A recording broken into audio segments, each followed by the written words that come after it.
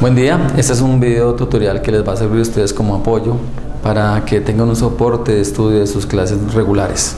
Hoy vamos a hablar de la física en la subrama de la dinámica. Recordemos que la física tiene varias ramas, una de ellas es la mecánica, y la mecánica se divide a la vez en dos subramas, una que es la cinemática y otra que es la dinámica.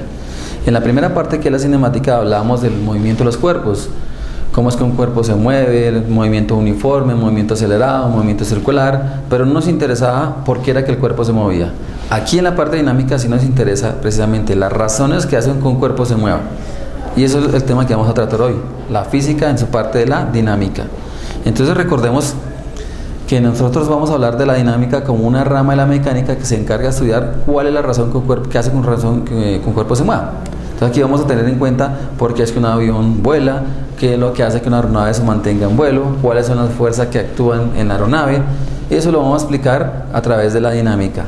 Bien, básicamente ¿en qué nos vamos a basar? Nos vamos a basar, o la dinámica se basa en las tres leyes de Newton. Newton, quien era un científico inglés, él básicamente nos habló de que la física podía reducirse en tres principios fundamentales que conocemos hoy en día como las leyes de Newton: el principio de la inercia, el principio de la fuerza y el principio de la acción y reacción, consideradas como las tres leyes de Newton.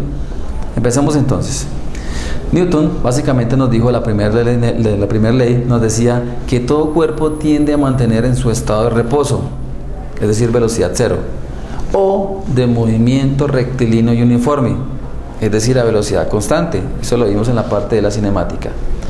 Entonces básicamente se habla de eso, dice, todo cuerpo tiende a mantener en estado de reposo o de movimiento rectilíneo y uniforme si no actúa ninguna fuerza externa a través de ese cuerpo. Podemos decir que toda la sumatoria de las fuerzas que actúan sobre él nos va a dar cero. Si suma cero es porque el cuerpo se encuentra en estado de inercia. ¿De acuerdo? Entonces el resumen sería la tendencia a mantener su estado de reposo en velocidad cero, o la tendencia a mantener su estado de movimiento rectilíneo y uniforme en velocidad constante. Si eso ocurre, el cuerpo se encuentra en inercia. Bien, pero ¿cómo sería entonces en una aeronave? ¿Cómo sería la inercia en una aeronave? Si tenemos una aeronave en tierra con velocidad cero, podemos decir que la aeronave en ese momento se encuentra en reposo, y si está en reposo, entonces la aeronave está en estado de inercia, en tierra. En vuelo, ¿cómo sería? Si la aeronave se encuentra en vuelo nivelado a una velocidad crucero, es decir, que a una velocidad constante, es porque ella tiende a mantener su estado de movimiento rectilíneo uniforme. En ese momento estaría también en estado de inercia. Tengo dos estados de inercia, uno en tierra a velocidad cero y uno en vuelo a velocidad constante o velocidad crucero. En ese momento la aeronave se encuentra en estado de inercia bajo la primera ley de Newton. Miremos entonces, ¿cómo hago para romper la inercia? ¿O cómo hago para mirar la primera ley de Newton y pasarla a una segunda ley? Pues para romper el estado de inercia tengo que aplicar la segunda ley, que es la ley de la fuerza. Entonces, ¿qué dijo Newton en la segunda ley? Dijo, para romper la inercia de un cuerpo es necesario aplicar una fuerza sobre la masa de ese cuerpo, la cual me modificará la velocidad de ese cuerpo, experimentando una aceleración. ¿Qué significa? Recordemos que la palabra aceleración, o el concepto de aceleración, significa un cambio de velocidad. Si yo hago un cambio de velocidad de una velocidad menor a una velocidad mayor, estoy acelerando. O si hago un cambio de velocidad mayor a una menor, estoy desacelerando. Y en cualquiera de los dos eventos hay una aceleración. ¿Cómo sería entonces el efecto de la fuerza? Si yo quiero mover un objeto, tengo que aplicarle una fuerza. ¿A quién le tengo que aplicar la fuerza? A la masa de ese objeto. Y si inicialmente él estaba en reposo, digamos a velocidad inicial cero, y le apliqué una fuerza sobre esa masa de ese objeto, pues que inicialmente estaba en reposo, lo que hice fue variar la velocidad. Y si le varié la velocidad, lo que hice fue acelerarlo. ¿Qué fue lo que aceleré? La masa del objeto. En ese momento lo que hice fue aplicar una fuerza. ¿A qué equivale la fuerza entonces? La fuerza es el producto de la masa del objeto por la aceleración que experimenta ese mismo objeto. Ahí estaremos hablando de la segunda ley de Newton. Entonces, en nuestro caso, hablando de las unidades de la fuerza, de la segunda ley de Newton, estaremos diciendo que tenemos un sistema, el sistema inglés y el sistema internacional. En el sistema inglés, recordando que fuerza es masa por aceleración, tendríamos que la masa en el sistema inglés se presenta en unidades de Loog, la aceleración se presentaría en pie sobre segundo al cuadrado, y la relación entre Loog, pie sobre segundo al cuadrado, me da una unidad conocida como la libra. Entonces tenemos la libra de fuerza o la libra de peso como unidad fundamental en el sistema inglés de la fuerza. En el sistema internacional tendríamos entonces nuevamente fuerza igual a masa por aceleración, solo que aquí ya la masa no se presenta en slug como en el sistema inglés, sino que aquí la masa se presenta en kilogramos y aquí la aceleración la vemos como metros sobre segundo al cuadrado. Esa relación de kilogramo metro sobre segundo al cuadrado es conocido como el Newton, dada precisamente en honor al señor Sir Isaac Newton. Bien. Pero esas serían las unidades. Pero finalmente, ¿qué es un newton? ¿Qué significa tener un newton? ¿O qué significa tener una libra de fuerza? Tener un newton significa la fuerza que yo le tengo que aplicar ¿a quién? A una masa de 1 kilogramo para que ese kilogramo de masa se acelere a 1 metro sobre segundo al cuadrado. Eso es lo que significa un newton. ¿Qué significa una libra? Una libra sería la fuerza que le tengo que aplicar ¿a quién? A una masa de un slug, para que ese slug de masa se acelere ¿a cuánto? A 1 pie sobre segundo al cuadrado. Eso sería entonces lo que conocemos como la fuerza en libras. Eso sería en el sistema internacional y en el sistema inglés en las unidades. Clases de fuerzas. ¿Qué clases de fuerzas tengo? No. Entonces tenemos dos tipos de fuerzas, o las podemos clasificar como fuerzas de campo y fuerzas de contacto. ¿Qué es una fuerza de campo? La fuerza de campo dice que no involucra un contacto físico entre los dos objetos, entre las dos masas. Si no es necesario que los dos objetos involucren un contacto, estoy diciendo que es una fuerza de campo. En ejemplo tendremos entonces los imanes, que ellos no necesitan que haya un contacto físico entre los dos para poder yo ver que se experimenta una fuerza en medio de los dos, una fuerza en este caso magnética. En el caso de un átomo, en el átomo tenemos electrones y tenemos protones, y ahí vemos que los dos no tienen que haber contacto entre el electrón y el protón para determinar que hay una fuerza de tipo eléctrico. O en el caso de la masa del Sol con respecto a la masa de la Tierra, no necesitamos que haya un contacto entre los dos para que haya una fuerza, en este caso gravitacional, entre los dos, una fuerza de atracción gravitacional. ¿Qué es una fuerza de contacto? Pues aquí sí necesitamos que en la fuerza de contacto hay un contacto físico, es el resultado del contacto físico entre los dos cuerpos. Si yo quiero hacer un movimiento de un objeto, una silla, pues tengo que hacer contacto con la silla para poderlo desplazar. Ahí sería una fuerza de contacto. Entonces, fuerzas de campo, fuerzas de contacto. Bien, ¿qué fuerzas entonces actúan en una aeronave? Si hablamos de que la aeronave se encuentra en reposo, es decir, a velocidad cero, pues en este caso tengo dos fuerzas actuando sobre él, dos fuerzas verticales. Una, que es el peso que tiene la aeronave. Recordemos que el peso se define como la fuerza de atracción que ejerce la masa de la Tierra, en este caso sobre la masa de la aeronave. Ese sería el peso de la aeronave. Y la otra, lo que hace que la aeronave no vaya más para abajo. ¿Qué es lo que hace que la aeronave vaya más para abajo? Pues una fuerza que en este caso conocemos como la fuerza normal. Y la fuerza normal básicamente se clasifica como una fuerza que es de contacto, porque tiene que haber contacto en este caso entre el piso, ¿sí?, la superficie de la Tierra, y en este caso la masa de la aeronave. Hay un contacto físico entre los dos. No permite que la aeronave vaya para abajo, más para abajo. ¿Quién? El piso. Entonces el piso está ejerciendo una fuerza normal sobre la masa de la aeronave. Bien. Mirando las fuerzas que actúan entonces ya la aeronave no en tierra sino en vuelo. Si miramos las fuerzas que actúan en vuelo, entonces tenemos una fuerza que conocemos como fuerza de sustentación o levantamiento, lift. Dice que es la fuerza de ascenso que permite que le permite al avión mantenerse en el aire. Dice que la sustentación se presenta o se experimenta en los planos de la aeronave. Se conoce como fuerza de sustentación. Otra fuerza que actúa en la aeronave sería la fuerza de empuje, que esa fuerza de empuje básicamente la proporciona el motor, ¿sí?, por medio a través de la hélice o por reacción. Dice que la fuerza de empuje permite al avión moverse a través de la masa del aire y siempre es opuesta a una resistencia. Entonces tenemos al momento la fuerza de sustentación, que es la que me permite el ascenso de la aeronave, la fuerza de empuje, que es la que me experimenta precisamente eso, un avance hacia el frente. Otra fuerza que actúa sería la fuerza del peso, que como ya dijimos, el peso básicamente es la fuerza que hace la masa de la Tierra sobre la masa, en este caso de la aeronave. Tenemos la fuerza del peso. Y la fuerza del peso siempre va dirigida hacia el centro de la Tierra. Entonces tenemos la fuerza del peso, que va hacia abajo, hacia el centro de la Tierra, la fuerza de sustentación que va contraria al peso, ¿sí?, y la fuerza de empuje que me experimenta el avance de la aeronave.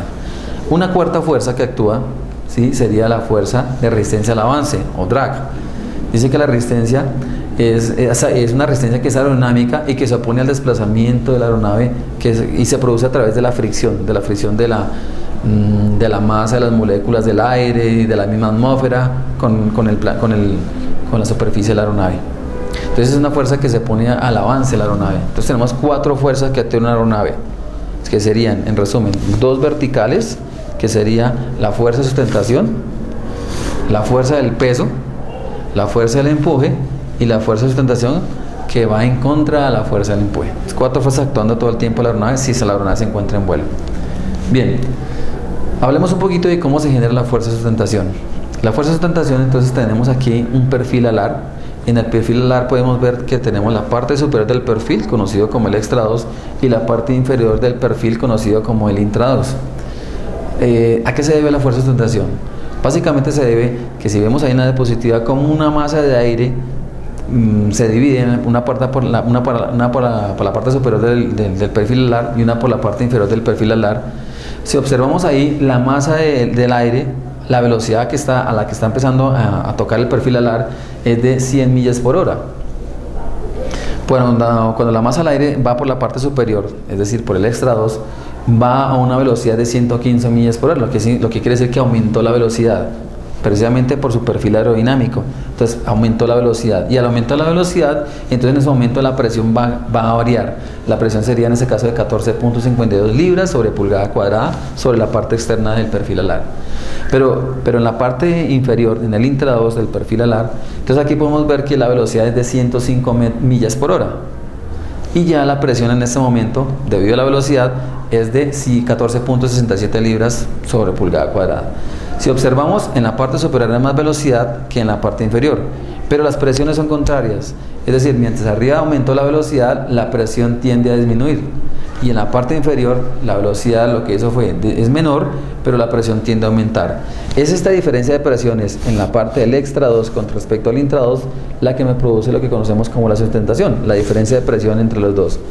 Si por debajo tengo una mayor presión que por encima, pues la presión de abajo domina la presión de encima y yo estoy generando una fuerza de sustentación para un avance, para un ascenso. Pero si lo que quiero es descender, pues en ese momento lo que necesito es que la presión por la parte superior sea mayor y la presión por la parte inferior sea menor, y estaría haciendo un descenso. ¿Cómo se logra eso? Pues con manejando las velocidades, manejando los ángulos de ataque. Todo eso se puede manejar en el caso de la sustentación.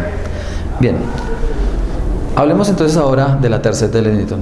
En resumen, hemos hablado hasta el momento de las dos leyes de Newton. La primera, que se conoce como la ley de la inercia, que es la tendencia a mantener su estado o de reposo o de movimiento uniforme.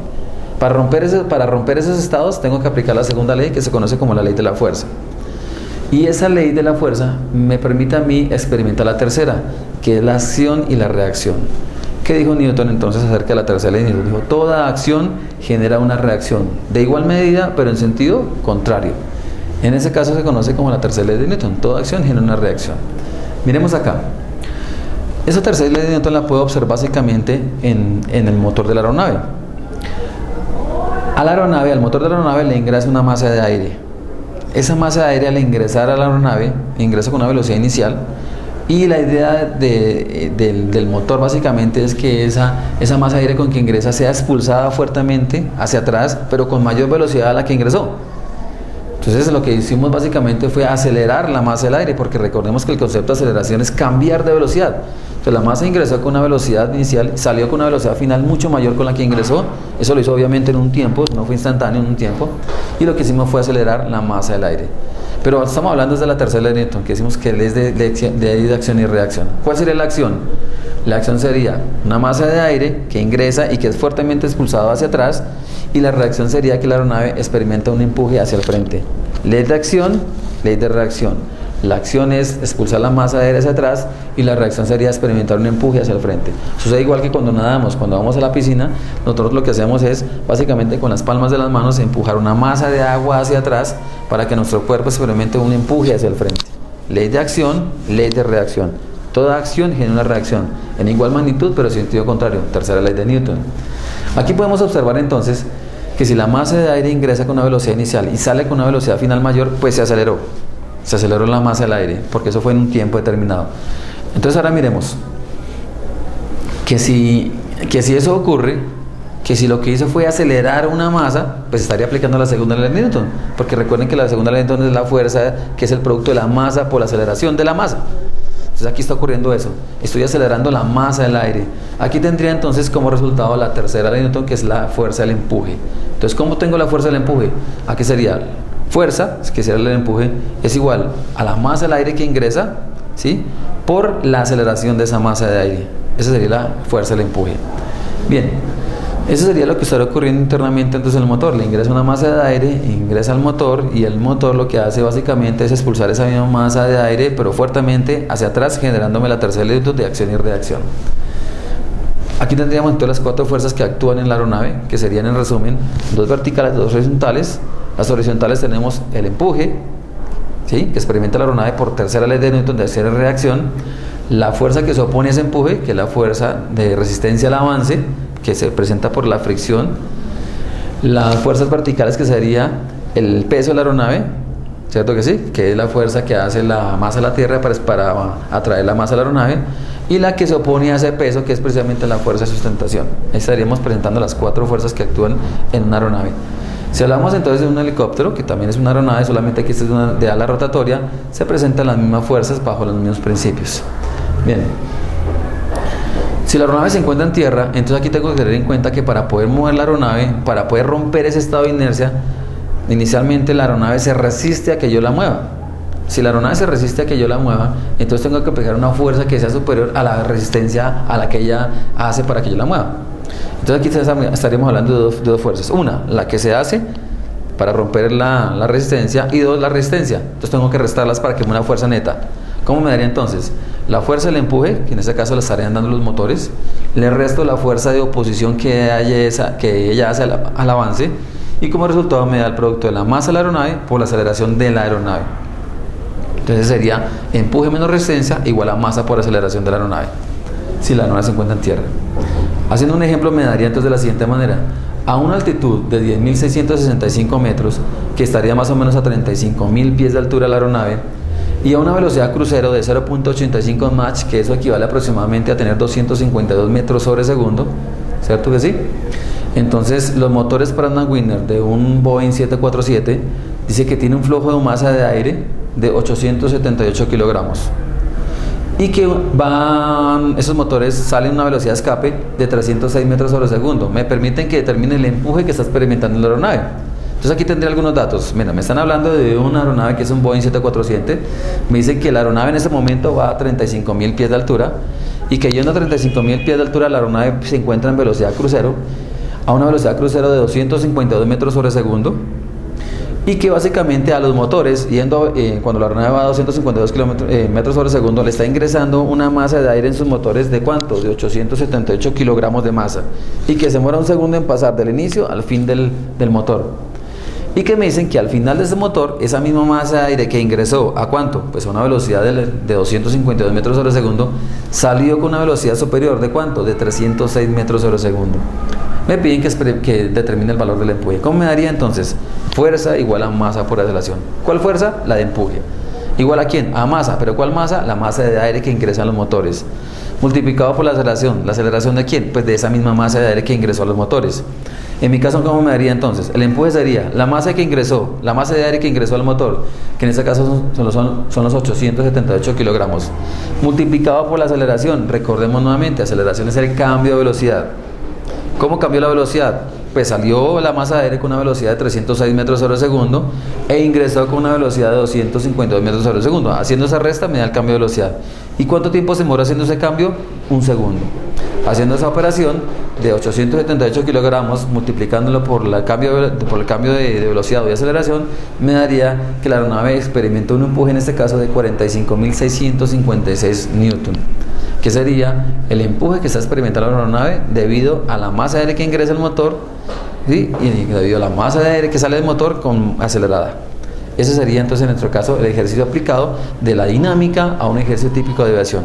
Entonces ya vimos lo que son las 3 leyes de Newton. Lo vimos cuando la aeronave se encuentra en tierra, cuando la aeronave se encuentra en un vuelo en inercia, cuando se rompe esa inercia a través de la segunda ley, y el efecto que tiene de la segunda ley de Newton, que es la fuerza, a través de la acción y la reacción. Aquí podemos ver la acción y la reacción.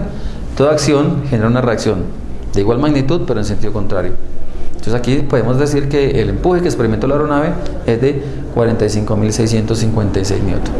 Espero este video les haya servido para que ustedes puedan complementar más las clases que ustedes ven a diario. Próximamente estaremos viendo más videos tutoriales. Gracias.